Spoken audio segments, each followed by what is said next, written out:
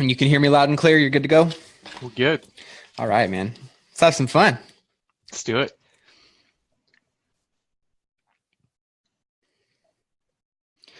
All right. What's going on, everybody? Welcome back to another six-figure flipper guest speaker. We got a good one in store for you guys today. This is somebody that I've actually known for maybe 6-7 years. I knew of him right when I got into real estate because he was just the main appraisal voice ambassador, individual that a lot of people in my market respected a lot. And I've seen him become a resource not only for people in the region, but for people nationwide. He's got one of the top appraisal blogs in the nation. Anytime you type in top real estate blogs, you're going to see his a bunch of cool real estate blogs, and then you're going to see an appraisal blog. People are like, what the heck? An appraisal blog? Who knew how that would be so interesting? And yet you're getting 50,000 views a month on your appraisal blog, and it's not on accident, right? You're really, I got to admire and compliment how you have creatively turned studying trends and statistics and just kind of stuff that may seem boring to some and making it really fun. So I'm excited to have you on, Mr. Ryan Lundquist. How's it going, my friend? Hey, good. And thanks for having me on. It's an honor. And it's been pretty cool to watch your journey over these years too. And to see you blow up and speak and podcast and all that stuff. So thanks for having me. And for everyone here, I want to be a resource over this next hour, and let's really talk about stuff, and want to give you some answers, hopefully, and maybe some insight. Rock on, man. Well, I know we're going to cover a lot of stuff, all to do with really value, right? Because that's really what your job is to decide whether something is worth the value people are charging or paying for it, I guess, right? And whether it's not. And I know there's a lot of misconceptions, there's a lot of myths, there's a lot of things that hurt people when it comes to pricing that they could easily avoid if they were equipped with the right knowledge and information. And I know, all of that stuff. You're giving presentations all the time at different, realtor associations, different offices. And so your goal, and correct me if I'm wrong, is just to equip people, real estate professionals, with the right information to, successfully and responsibly sell properties or exchange properties for the prices that, they are worth, right? Or how would you describe what you do? How about that? So, yeah, well, I mean, when I'm speaking, obviously, I just want to be a resource. But I think when we think about the role of an appraiser is supposed to be this objective third party coming into the situation, coming into this equation and just answering the question, what is the property worth? And really, the appraiser's hired by the lender and to answer one question, what's it worth, and to help the lender manage risk. Should we do a loan on this property? And I think for years that was forgotten about, and we sort of viewed appraisers as this maybe a pawn in the whole scheme of real estate, and just sort of a number hitter. And so this property is in contract at 300. Well, it better at least appraise at 300 and hit the number. And that's not really, an appraiser's not there to make the deal work, to enable the deal. An appraiser's there to provide a value to help a lender manage risk. I mean, hands down, 100%. And I think sometimes we forget that, but I think it's important to remember in real estate. Not always happy to hear from the flipping side, but the appraiser's got to be the realistic person in the transaction. Yeah, and I think it's something that's important to know. I've had a few appraisals come in low. So at the end of the day, right, is we could charge an arm and a leg and think that it's worth this. And at the end of the day, the market, the comps, the statistics might tell us differently. So I want to really unpack that today for anybody that, because as a real estate investor, someone who's actually going to be flipping property and heavily relying on their profits, getting a certain number, you want to make sure that you're taking into account all the necessary variables to ensure that, you're going to set your escrow up to successfully close, right? And that everybody's going to be getting that win-win. So, yep. For those that, we got a lot of people tuning in right now. We got David already asking questions, Steven asking a question, Christian asking a question. So we'll start sprinkling those in. If you guys have questions as they come up during our interview, this is your time, your space to, pick the brain of an expert, of somebody that is seen as a very credible resource nationwide in his space. And especially as a real estate investor, it's important to understand all aspects of evaluation, where to give value, where not to give value, that we may be thinking there's value, right? And just overall how to properly analyze and assess what your value might look like before and after it's fixed up. So with that being said, why don't we talk a little bit about just overall comps, right? Comps are something that are,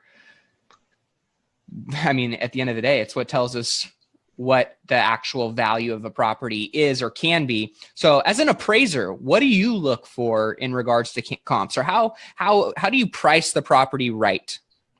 Sure. So this is real estate 101, but I don't say that to infer that it's simplistic, because I think value is complex, and it's something that it just takes years to know the market. But then even beyond that, we never stop learning. Okay. And so we've got to take that approach and not get locked into, this is the only way to choose comps and it'll work forever, because, we have to continually improve our methodologies over time. But really, we have to remember, first of all, that a comp is a property that's similar enough to where a person buying the subject would also purchase that other property.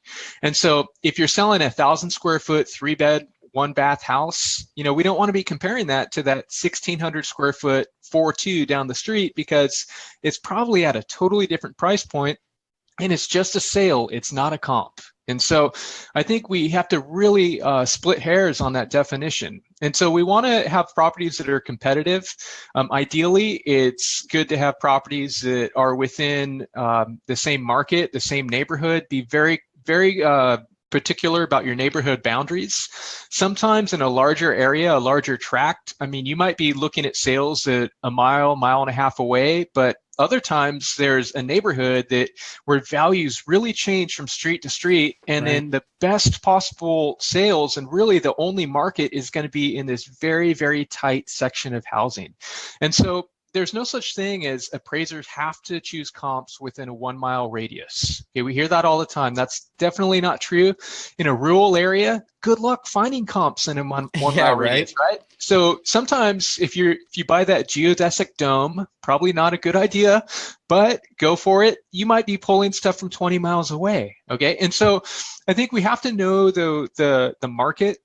We have to be in tune with, I think, sometimes the school district, because sometimes if you're cherry picking properties that are within half a mile, but you cross this major street, well, maybe that's a different market, and maybe properties are trending a little higher or a little lower there. And so ideally, that we want to take this apples to apples approach. If the subject was an apple, what have other apples sold for?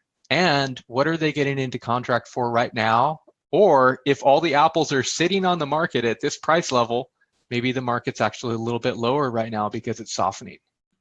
So all things that you want to take into account, right? So what I'm hearing is obviously like for like, mirror images. So we're talking similar bedrooms, right? Similar bathrooms, similar square footage. Are we talking as similar as, garage size and lot size and certain amenities, or what holds the most weight? And then what are some of the secondary weighted kind of variables that you take into account, or people should be taking into account when looking at comparing property for property? Sure. I think location is the biggest factor. But along with that, location holds hands with, bed and bath count and square footage. And square footage is really related to bed bath count too. Right. There's definitely a relationship there. And so if you have that 2-bedroom house, you really got to find other 2-bedroom homes, because it has such a limited market compared to, say, 3 or 4-bedroom homes, or 3. And so I think that's where we take the apples to apples and go, this is only a 2-bedroom house. I better make sure I'm not just comping it out to a 3 and 4-bedroom sales, because value for those might be up here and the 2 beds might be trending lower. Makes sense. But otherwise, I think it's very simple when looking at a property that's remodeled throughout. We're not going to find something that's exactly the same, most likely, unless you did 5 flips in the neighborhood. That's every flipper's dream, right? Yeah. But one next to the other. Yeah, but But we can find something that's competitive and similar, where buyers would look and go, yeah, these properties have remodeled kitchens and remodeled bathrooms, and they're recent and they feel very similar. And so I think those are going to be the best properties, even though they might have minor differences. And that's okay, because unless we're in a tract subdivision, there's going to be those differences. But you got to think about too that there's a shelf life for remodeling. Something that was remodeled in 2005. You walk in the property and dark cherry wood cabinets with dark bullnose granite counters, and that's just out of date right now, right, Matt? In your flips, you're probably going white cabinets and straight edge granite. We're following trends, and so I think that we have to consider that in our comp selection and the proof of values in the market. And so if we're wanting to fetch top dollar, I always encourage flippers or anyone, look at the sales that are fetching top dollar then, that are similar in size. What do those properties have? Don't do anything more, because they've already achieved the top level. Okay, you might spend more and then not really get much more out of that. Right. So just do what others have done and who have already achieved the top level. And so in some neighborhoods, you might not have to do your modern kitchen, because if that's not necessary, then why spend the money? Or in some neighborhoods, I see investors, they definitely have to pay attention to the backyard, but sometimes in a first-time buyer neighborhood, it's just not really an issue. You look at the comps and the proof of values there, it's like, just mow the lawn and don't do anything, because you're going to waste your money by spending that extra couple $1,000s in the backyard because you didn't really need to if you would have looked at the comps. So that brings up a good question. David asked, what kind of return do you see on landscaping, or what? That, and then also, talking about, and this kind of segues, I guess, into our conversation of, as you as an appraiser, what do you give value to? And that's kind of a hard question maybe to answer for yourself, but what do you give value to in regards to if someone does landscaping, or if there's maybe energy efficient upgrades, things like that? And it may be what you might say, it just has to do with what the existing comps have, or is there, whether or not the comps have it or not, a value to doing things like landscaping or energy efficient upgrades? Sure. So that's a great question. I mean, and we could spend an hour talking about it, I'm sure, but the thing that you'll hear me say continually is that the proof of value is in the comps. Okay. And so obviously you need to have the bare minimum landscaping for the neighborhood, but you have to do what the neighborhood expects for top dollar. If the neighborhood expectations are really low, then you're going to waste your money by trying to improve a lower end property like a higher end one. And so in that sense, I'd say pay attention to the comps. And I'm not a value dispenser.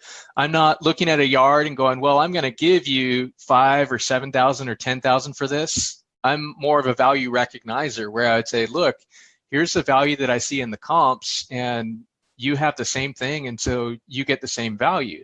Now, if there's a property that didn't have anything in the backyard and it was struggling to sell at about the $500,000 to $600,000 price point in Sacramento, and so for that, it might have been acceptable to have dirt at a different price range, at the lowest price range. But for this house, my advice to the owner was, look, you're going to need to spend, $10,000 to get this up to par, just so it's average and so it can actually compete with other properties.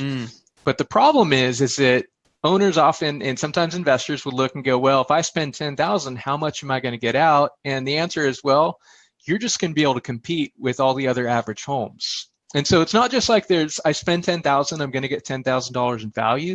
It's that I'm preparing a property to be marketable and get the highest possible yield, and to give people less reasons to say no to it. And so I think sometimes though we want that dollar for dollar. And so we ask, how much is it going to get me if I install a new HVAC? And I'd say, what if the HVAC costs $15,000? Are you going to really be able to sell for $15,000 more? Well, probably not, because the market expects there to be a working HVAC. Yep. Okay?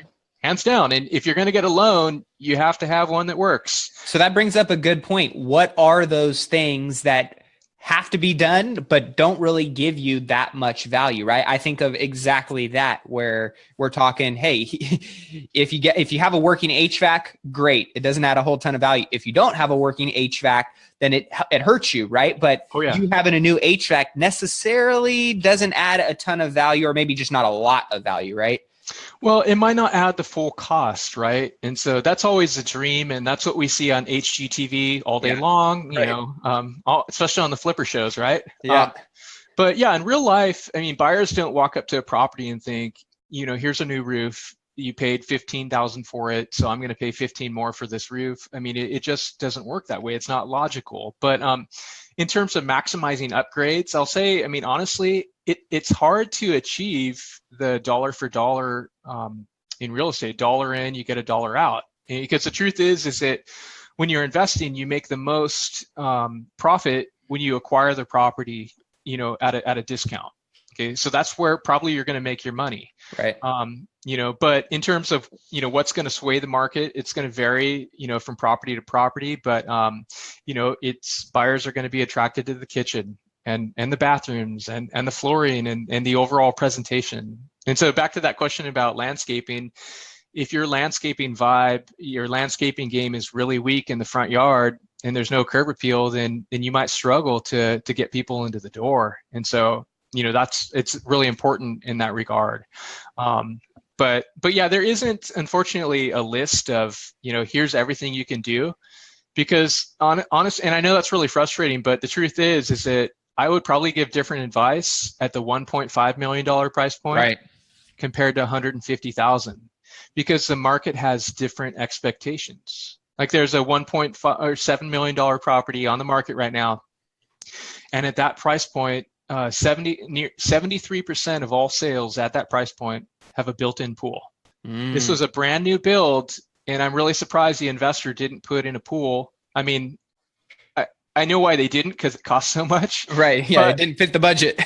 But if the market expects that at that price point, we have to pay attention to the market. And so sometimes it might cost that investor way more to install the pool than they're going to get out in one instant. So, but it helps the property be marketable. And so in that sense, I think, gosh, it makes sense at that price range. It's a good thing to bring up, right? Because, you know, sometimes people don't necessarily think certain investments are worth it, but you brought up a good point in saying, hey, if that impacts your marketability of the property, not necessarily maybe the value of the property, but the marketability of the property, and it sits longer and your holding costs are accruing, that might have, you know, made a lot of sense to take into account, even though you may not get the full value back in the investment cost, but it still helps your property sell, which helps you get your cash quicker, right? Stuff like that. So I think that's a great point. And, you know, that's what you would consider maybe a mistake, right? Or an oversight. What are some of the other mistakes or oversights that you see other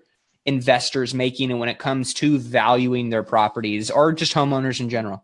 So I think abusing price per square foot.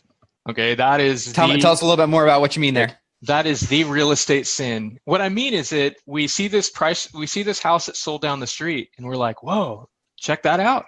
Price per square foot on that house was $500. And so I'm going to just use that, multiply by the square footage of the house I just bought. Boom, there's the value. But then when I get out there to appraise it and I'm looking at the market, I'm pulling comps that are similar, and I'm like, wow, there's not a price per square foot on the planet, or at least in this neighborhood, that's anywhere close to that level. And so I think when we hijack a price per square foot, it made sense for that property down the street, and we apply it to the subject, you know, we can be really, really off for value. And so in that regard, I just say we got to take a step back and really look at similar properties. Okay. And as we look at similar properties, look at the price per square foot. That can be helpful. But if you have a small little home, small homes tend to have a much higher price per square foot. Yep. Okay. It's kind of like the law of diminishing returns. You know, the more house you buy, you know, the less you pay per square foot. Right. It's kind of like, Matt, if I could show, here's my Starbucks visual. I get a grande every time I go into Starbucks, and I pay 14 cents per ounce of coffee for the grande. Now, if I get the smaller one, the smallest size, I pay 16 cents per ounce. Okay. If I get the largest coffee, the Venti, I pay 10 cents per ounce. And so you see this principle of Starbucks cups. The more coffee you get, the less you tend to pay per square foot. And the same thing happens in real estate. The more house we buy, the less we pay per square foot. And that is like the real estate sin out there. So I would say master that, and don't get distracted by price per square foot, because you're going to list your property on the market at the wrong price per square foot. Oh man, that's, I feel bad for people because you could have just looked at similar sales. Yep. No, that's a great point. I give some weight, and I wouldn't even say weight. I use it as kind of a checks and balances, right? I use the price per square foot to kind of check what I think would be. And like you said, if that's good. I'm way out of this world, then I'm going to know, hey, price per square foot here isn't very applicable, right? Because maybe the comps that I am looking at might be more square footage, less square footage, whatever it may be. So I can completely attest to that being something that could get you in trouble, being that I'll raise my hand. When I was early on in my investing career, I was like, oh, price per square foot, right? And I was just kind of doing the measuring stick and seeing where I could get it to feel right based on the price per square foot. But like you said, not a great point. Any other mistakes that you see investors or homeowners making in regards to that, or is price per square foot kind of that one that you see a lot of people getting in trouble with?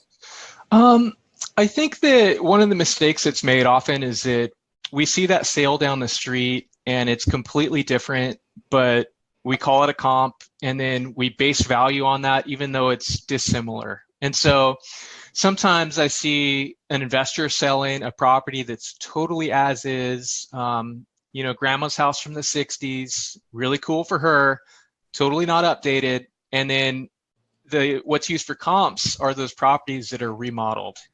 And then we say, oh, well, minus 30,000, and then we'll sell as is. Okay. And so, but the thing is, we have to use that apples to apples approach and say, well, what are as is outdated grandma houses selling for in the neighborhood? And so I think that it's very easy to get distracted by the bling of a higher sale. Sure.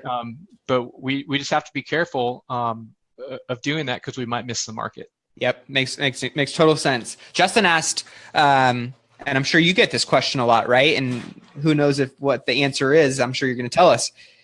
People want to know adjustments, right? Oh, well, this house has all of this.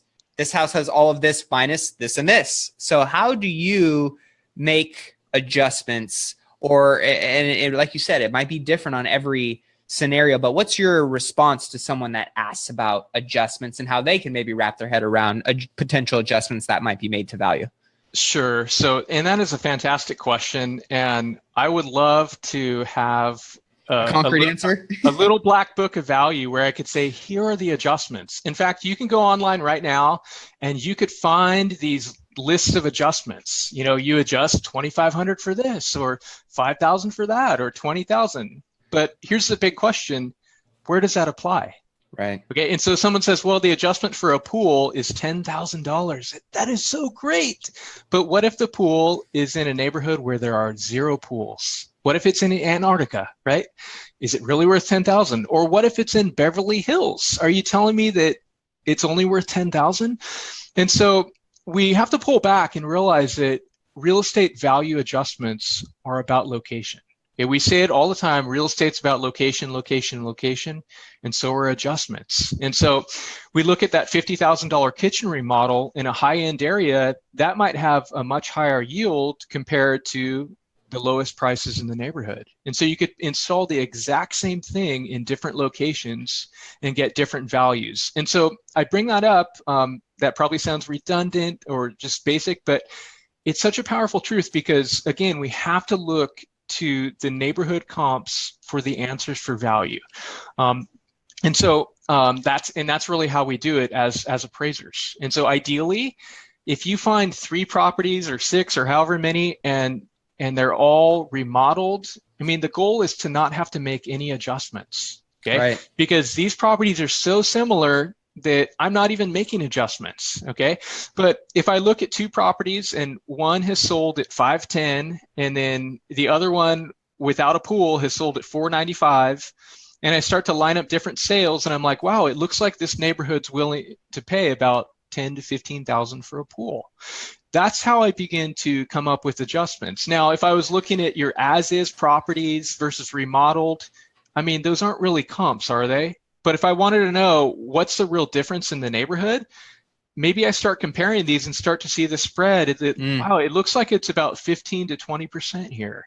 And I could put a dollar amount on that too. Okay. Some things might not have any adjustment at all, right? You're like, well, I just replaced the concrete driveway and this cost me $6,000. And I'd be like, man, why did you do that? The market's probably not going to pay $6,000. Right.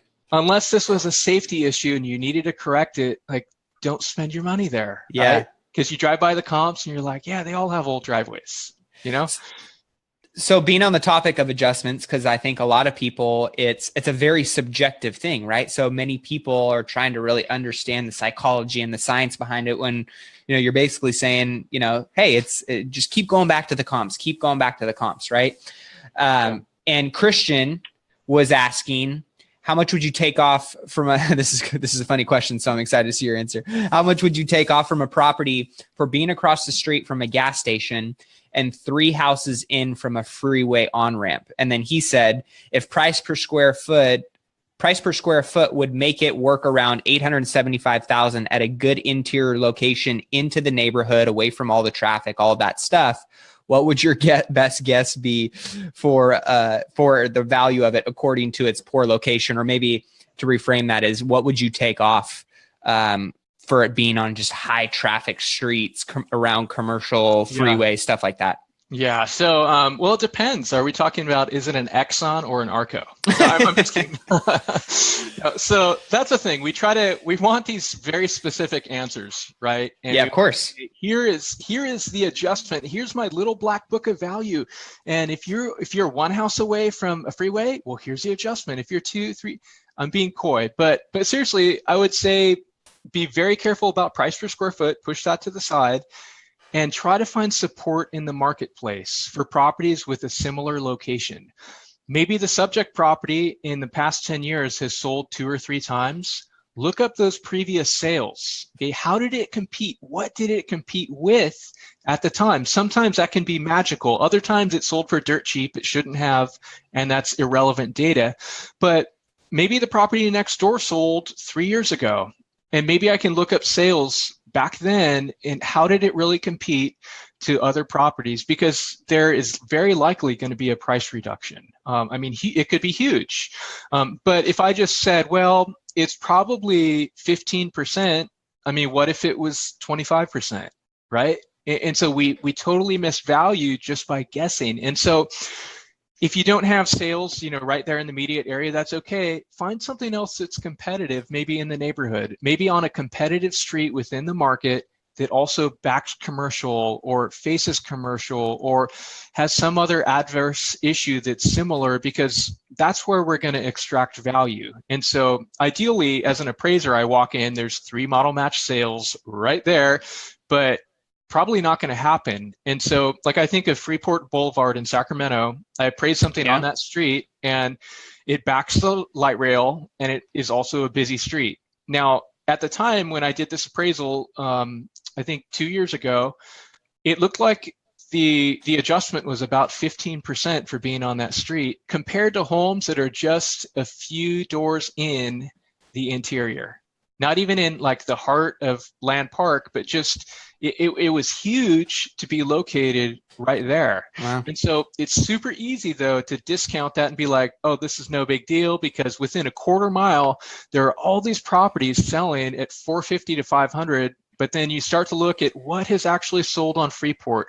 Look through years worth of sales, okay? Sometimes we're so focused on the past 90 days that we miss the market because there might not be any sales over the past 90 days. So let history be your friend. If you don't have access to MLS, you probably need to get it if you're going to be the one crunching numbers. But look over time, because history will tell you, okay, how are these properties trending compared to others? And there's really no quick 5-minute comp search. We always want that answer, but sometimes we have to spend hours on a property just to know, like, how's this really going to trend? Right. Okay. So put in the time, and unfortunately, it's hard for everyone.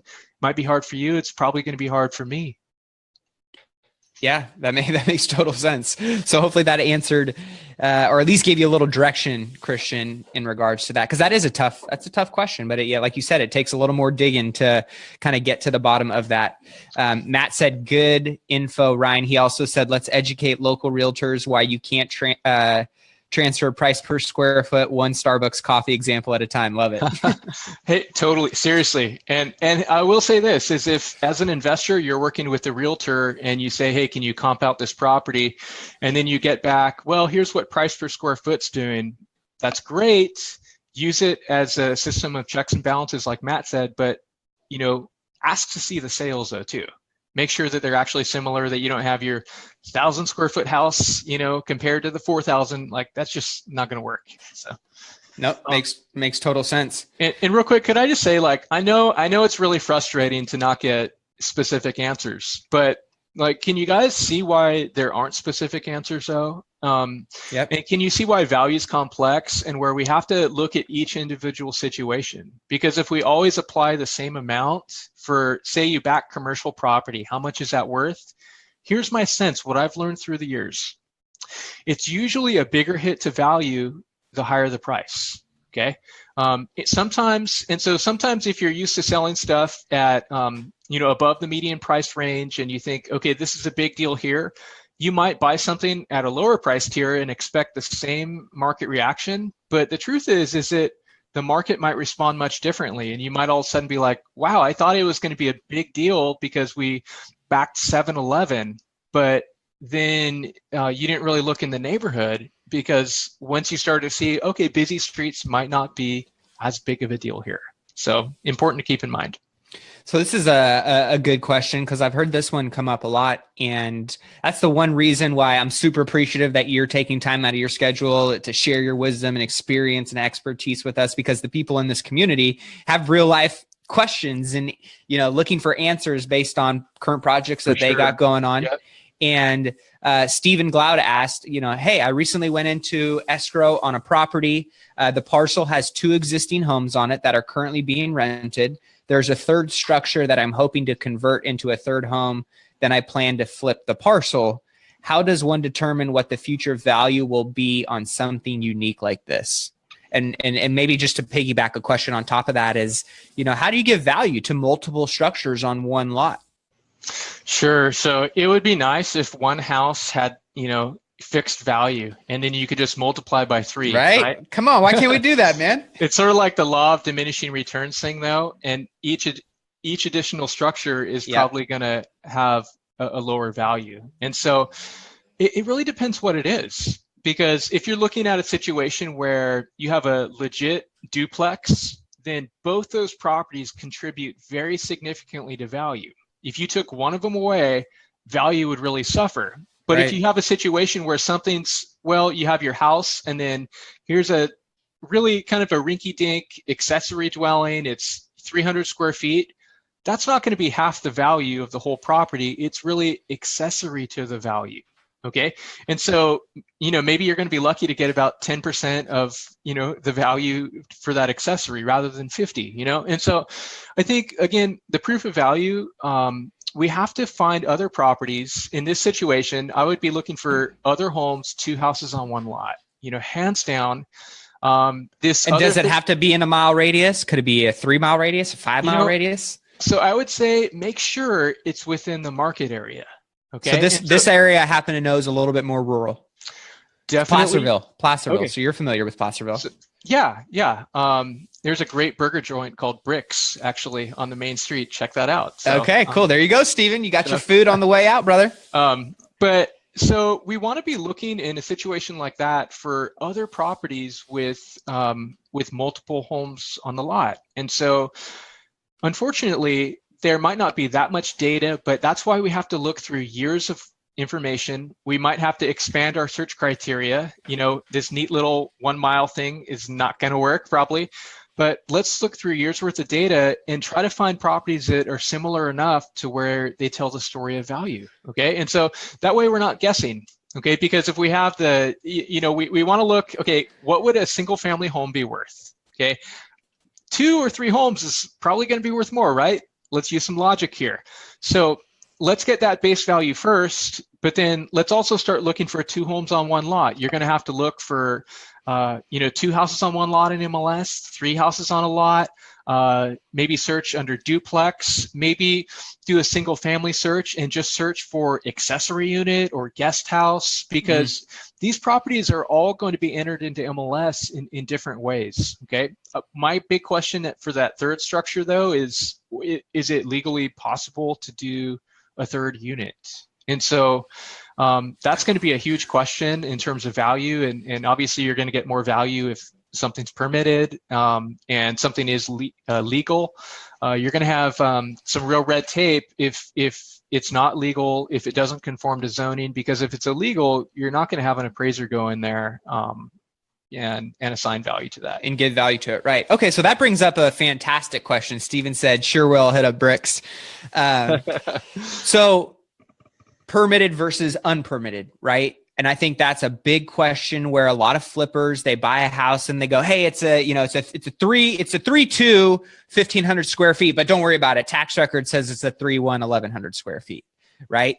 So for you as an appraiser, tell me a little bit more about the appraiser outlook or approach to giving value to unpermitted square footage, if any.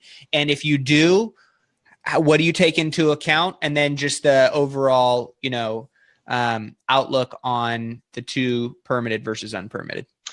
Sure. And this is one of the big issues. This comes up constantly. And I'll say first that it's not a black and white issue. Surprise.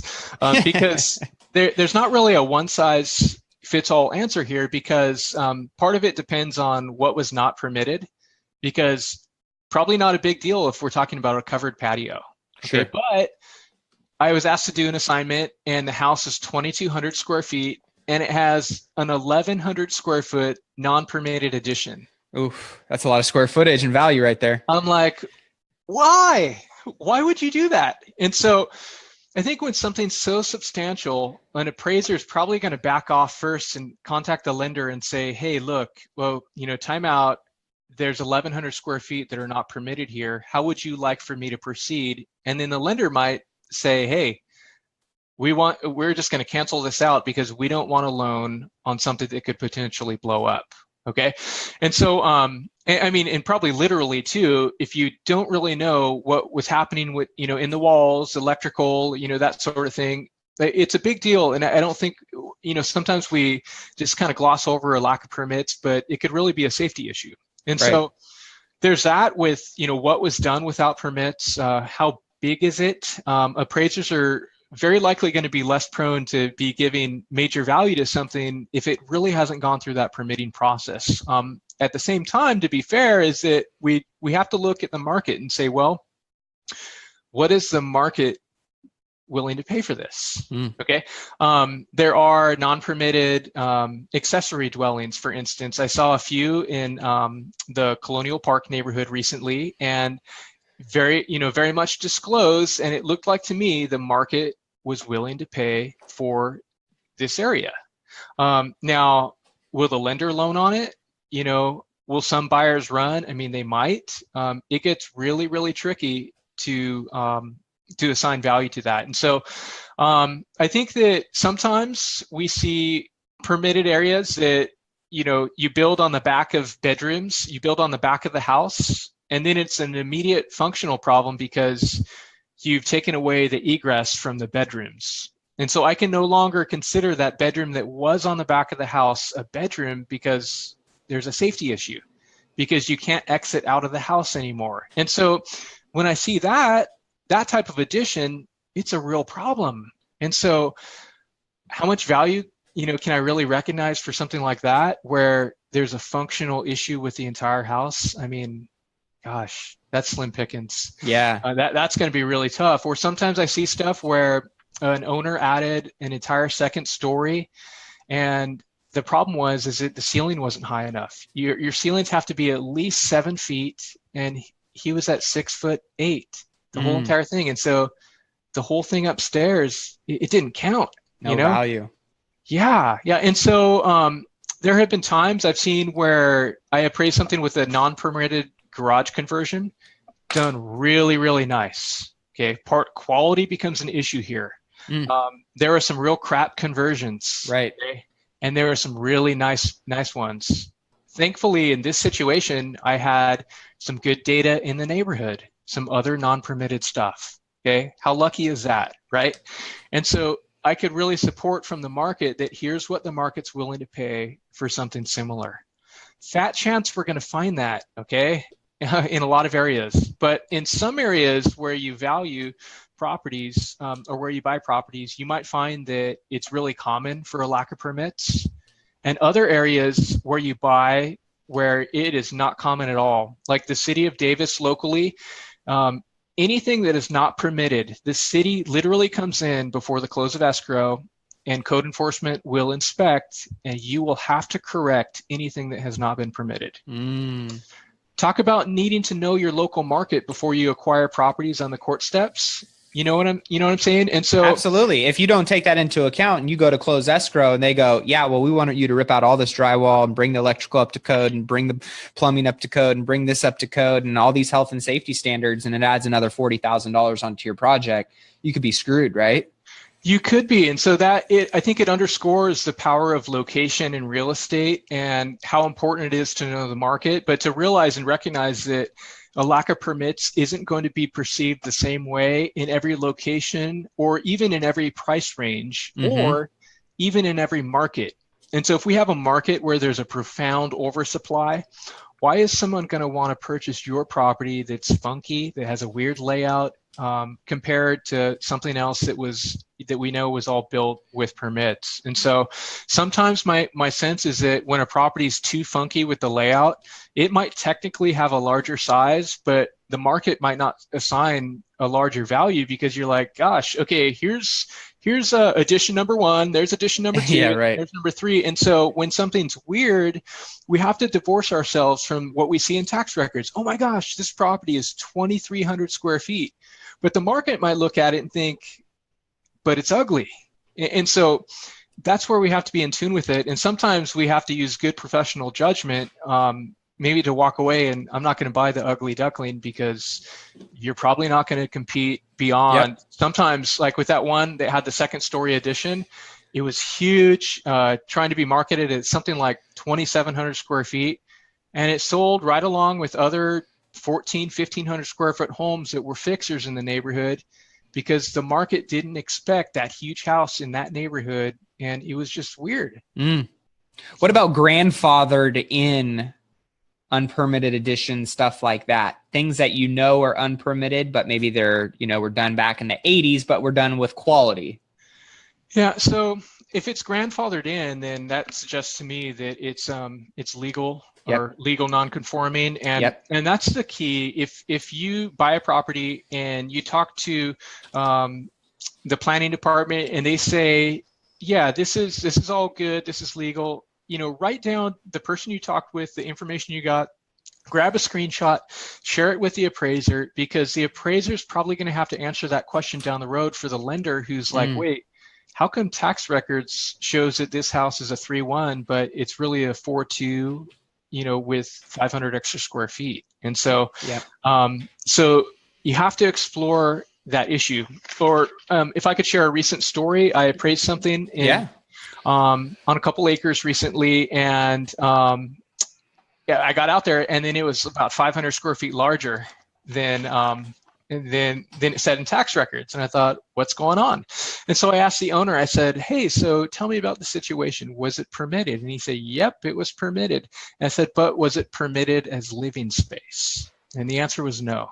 The owner, and I found out when I called the planning department and said, hey, what do your records show on file for this property? And there was no record of a second story unit. Okay. And so sometimes it matters, not that like it actually was permitted when the house was built, but as storage.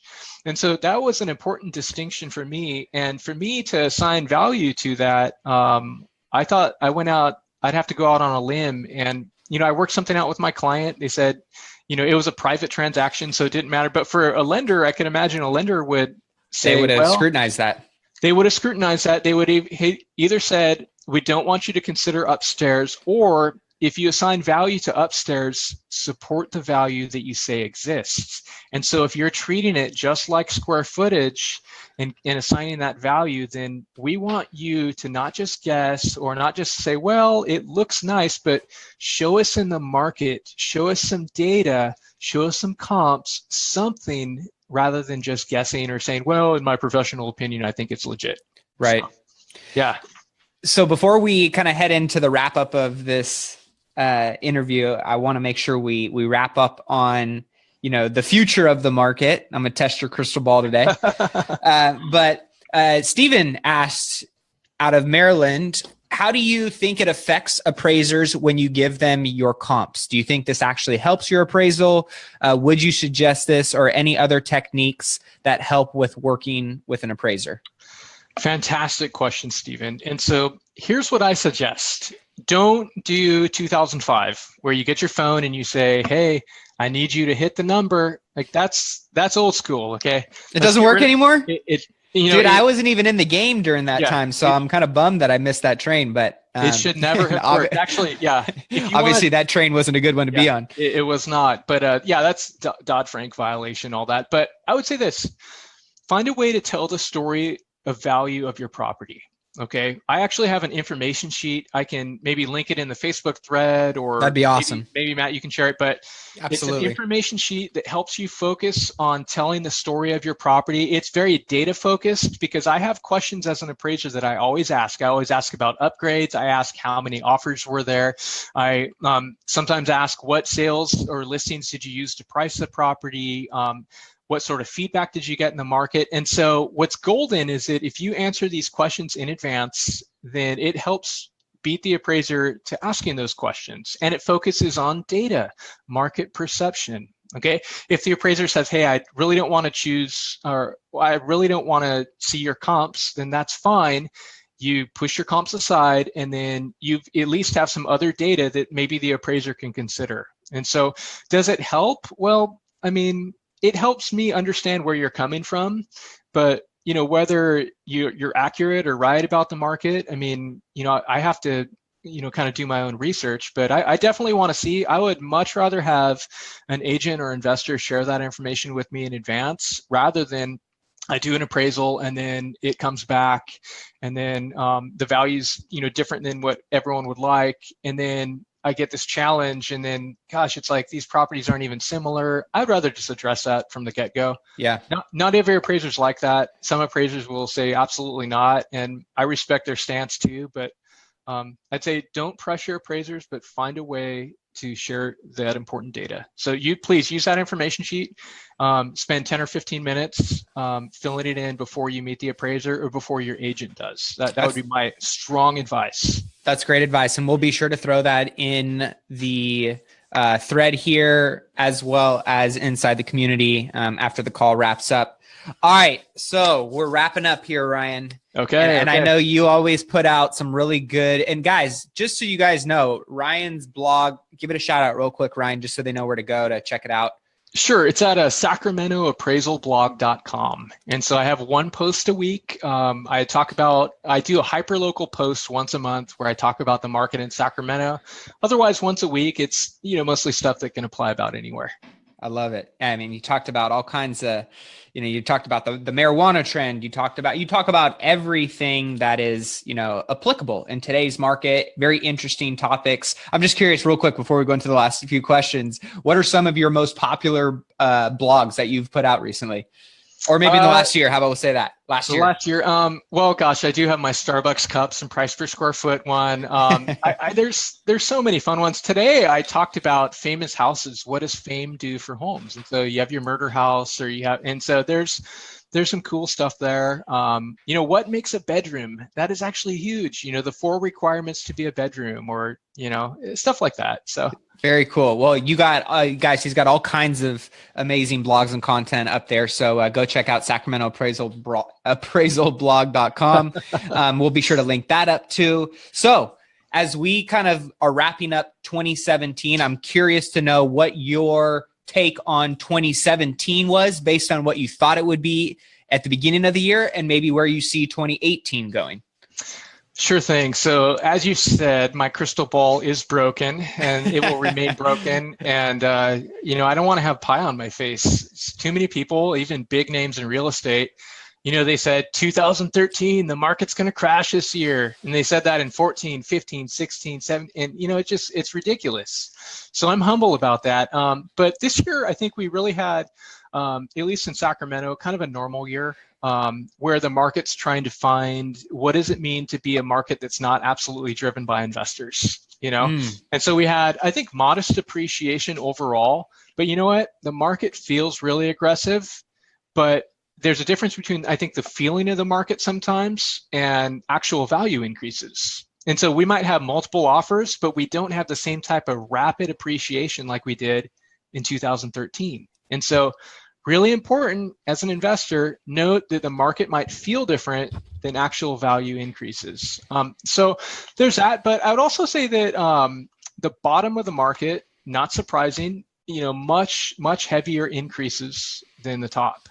And so inventory is sparse. We have a legitimate housing shortage, not only in Sacramento, but in many markets across the United States. And what would be considered low inventory? What's average? For those that don't know, what is average inventory? What's an oversupply of inventory? What is a limited supply of inventory according to you? Oh gosh, it's hard to say because it depends so much on the market. Right. Like the $1 million price range, it's really normal to have 5 to 7 months worth of houses for sale. But under $200,000, if we had that same amount of inventory, values would be absolutely tanking. Yep. And so part of it depends on the neighborhood. But overall, like in Sacramento right now, it's been hovering between 1.5 to 1.75 months of housing supply. That means that there's about a month and a half worth of houses for sale on the market right now. And I think we could easily bump that up to 2.5 months, maybe 3 months. Okay. And so what's normal is that if the market can be stable, for every house sold, there's a new listing that hits the market. Right now, we don't have that balance. And so that's why I'd say there's an undersupply. There's just simply more demand than, than there is supply. And so, but yeah, I expect that to continue this year though, for a lot, more continued pressure as long as housing inventory is low, then I think we're going to see a normal spring. But it's like, what could happen with, real estate, with government, with politics? I mean, with North Korea, I mean, it's like we don't know these things. And so in terms of predicting, beyond that, hey, it looks like we're poised to have a normal spring season. I mean, that's kind of a kindergarten prediction. I think, right. I think that'll be correct. But I think beyond that, we just have to be humble and say, what, I don't know what the market's going to do. Or will Bitcoin be worth twice as much? Will it increase by 2,000%? You know what I'm saying? Yeah. And so there's a humility there. But Yeah. Matt, if I could leave people with this. Yeah, please do. Make sure when you're looking at the market, your current market is found in your listings and your pendings, okay, rather than your sales. Your sales matter. But if all we do is look at sales from the height of the spring and summer, what if listings are coming in lower? This is where the market is. In 2007, values were absolutely tanking. And when we wanted to see the market, it wasn't in the high sales. Over the course of a summer, values tanked by about 10%. We saw the market in the listings that were actually getting into contract. So when you're going to list a property on the market, make sure you're in sync with the sales, but also make sure that you're in sync with the temperature of the current market, which you'll probably see in the listings and the pendings. Like in January, if you're looking at the sales from December and November, you're going to price way low. Yep. Look at the properties that are starting to get into contract probably with July, or August or September. The market tends to get back up to the peak from the summer. So I love it. And your take on the hottest selling time of the season would be between what months? I would say later January through April. Okay.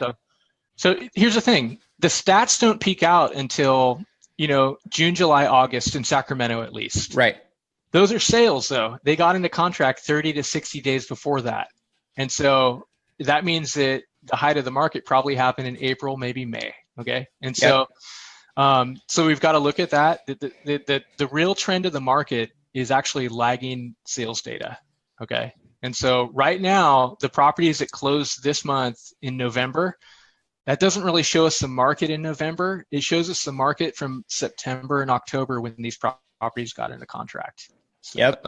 Sorry to be so technical, but no, I mean, it's what you got to do, right? I mean, there's a science to, you hear people say the science of flipping houses, the science of investing, the science of appraisals, whatever it may be. There's a science to, I mean, I look at real estate investing as a board game, and there is a strategy on how to be successful and, get from start to finish on certain investments. And you got to know the strategies, you got to know the players, you got to know the variables, the environment, the landscape, right? All of that stuff comes into play. So this is things that you want to take into account as a real estate investor if you want to make the most educated and intentional decisions that will support you and your real estate investing goals. So all great stuff. And, I couldn't agree more. I think there is definitely some good window left in this market because, I mean, this is just one variable in the equation, but inventory, right? What you said,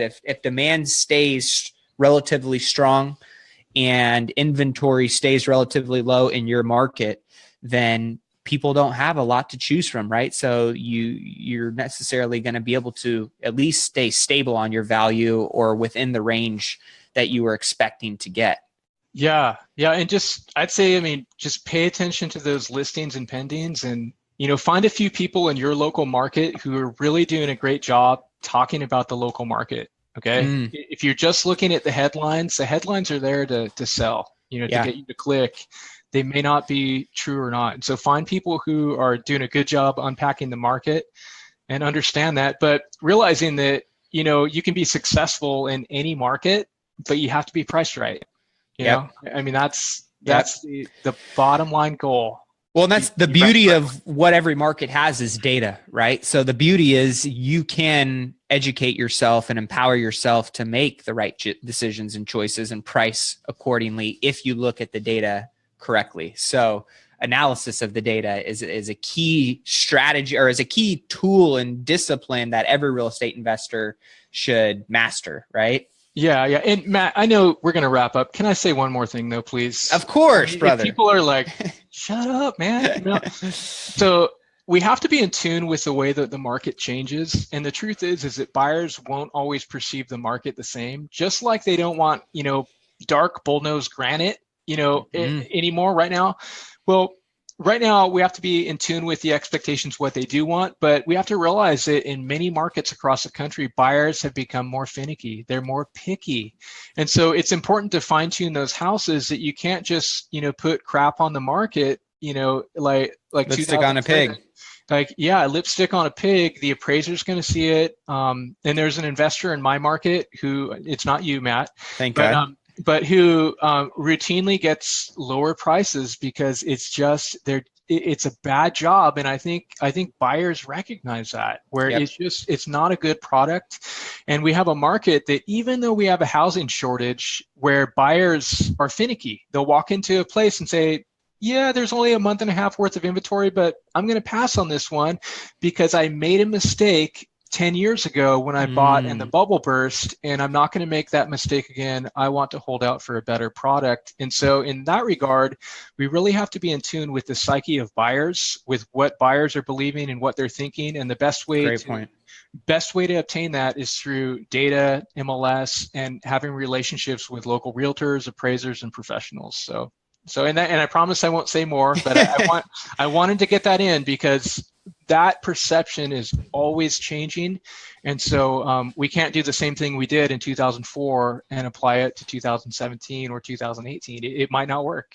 That is a beautiful thing to end on because I think that it is a perfect explanation of what once worked doesn't necessarily work today. Right. And it's a constant reminder as a human being, as a business owner, as an investor, whatever context you want to lay this over, what worked yesterday may not work tomorrow to get you to where you need to go, and you need to adapt. You need to be able to pivot quickly. You need to be nimble, agile, and especially in this space, right? You got to use the data and the right systems and strategies to go out there and succeed and constantly evolve. And by being on a call like this, by being around the people who are constantly looking to stay ahead of the curve, stay cutting edge, and using the right tools and resources to do that, you're going to be right in line to capitalize on the wins that follow. So Ryan, it's a pleasure, brother. I greatly appreciate you. If you guys enjoyed this interview, throw